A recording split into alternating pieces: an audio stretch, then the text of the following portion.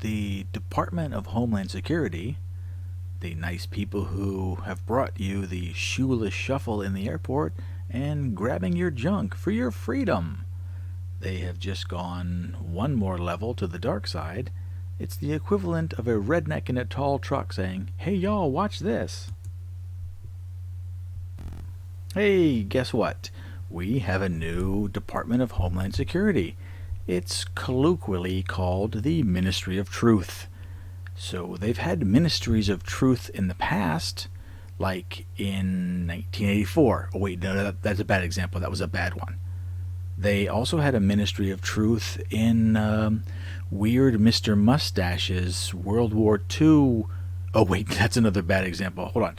There was a Ministry of Truth in China. Oh, Jesus. Okay, listen, Ministry of Truth technically has been horrible throughout history, but don't worry, they're going to get it right this time.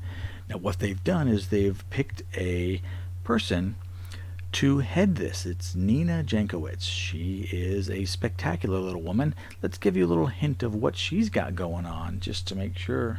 Information laundering is really quite ferocious. It's when a huckster takes some lies and makes them sound precocious by saying them in Congress or a mainstream outlet. So disinformation's origins are slightly less atrocious. Okay, so yep, she's crazy. But that's not the problem.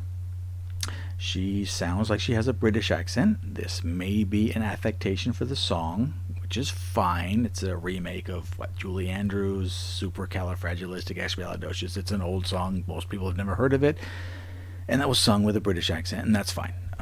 However, she is heading the Department of Misinformation. Now, we'll let her little song finish out because it's cute. It's how you hide a little lie. It's how you hide a little lie. It's how you hide a little lie. When Rudy Giuliani shared that intel from Ukraine. Or when TikTok influencers say COVID can cause pain. They're laundering disinfo and we really should take note and not support their lies with our wallet, voice or vote. Okay. A couple of things we're going to unpack with this one real quick. She's talking about this is how you hide a little lie. So she knows how to hide lies. She'll be really good at this job. And the only political person she mentioned was Giuliani and how he spread disinformation about Ukraine. Side note, since she mentioned Giuliani, and he is, for better or worse, associated with Trump now, even though he was the most loved mayor of all time during 9/11, he represented Trump, and now he's evil for the rest of his life. Anyway, she said we should not support them with our dollars, voice, or vote. She is directly inferring Giuliani, i.e. quasi-Republicans, should not be supported. The Department of Truth, the Ministry of Truth, has said you should not support Republicans.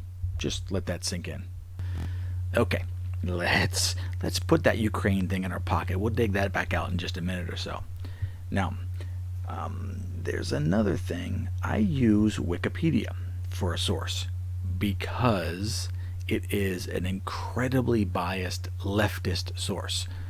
She is a leftist. She is probably a social justice warrior, and she is part of the Biden regime. Now, what does the most favorable set of statistics about Nina Jankowicz have to say? Now, taken for granted, this is from Wikipedia, so they are not reliable, but they are reliably leftist. Now, Nina Jankowicz is an American author and political commentator specializing in disinformation. Now, it doesn't make really clear if she's fighting disinformation or spreading disinformation. After you get to know her a little better, you can make that decision for yourself. So she attended Bryn Mawr College, double majoring in Russian and political science. And I'm pretty sure we've had some problems with Russia recently, and Biden kind of hates Putin, and everything is Russia fault. But she's an expert in Russia, so this will be fine. No problem here. She attended a semester at Herzl State Pedagogical University in Russia. Oh, more Russia.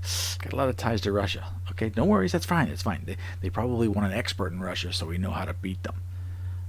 She was a Fulbright Fellow in Kiev. Oh, Jesus. Kiev again, huh? Have I heard that recently? I think I have. Okay, Kiev. Ukraine. That's in Ukraine. Okay, no problem. She was working with the Foreign Ministry of Ukraine, and served as a disinformation fellow at the Woodrow Wilson Center and supervisor of the Russia and Belarus programs. Okay, this is just buried in Russia stuff. That's good, though. That's good. We want someone who is practically Russian to be heading our disinformation ministry of truth. It's fine, no problem. I'm sure this will be okay. She also, let's go back down here to the plot to kidnap Whitmer, this little bit right here, okay? The plot to kidnap Governor Gretchen Whitmer, saying the social media platforms played a huge role in allowing that group to organize. It allowed, that group to, it seeded the information that led them to organize.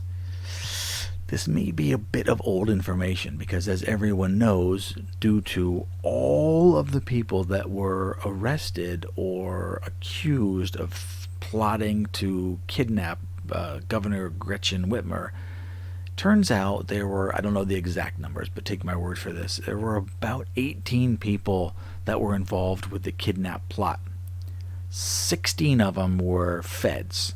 2 of them were incredibly stupid, gullible people, and they just got off all charges dismissed because it literally was a giant setup.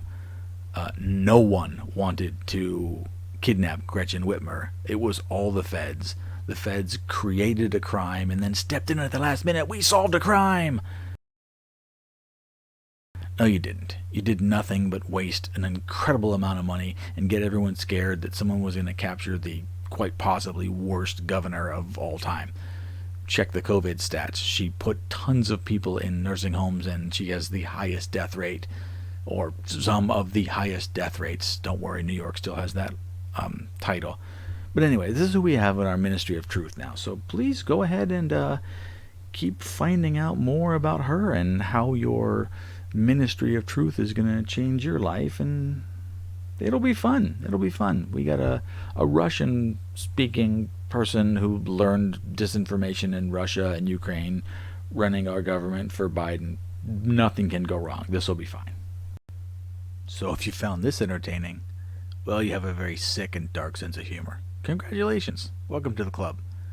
Now go ahead and throw me a thumbs up and a subscription and then go away. Thanks, bye.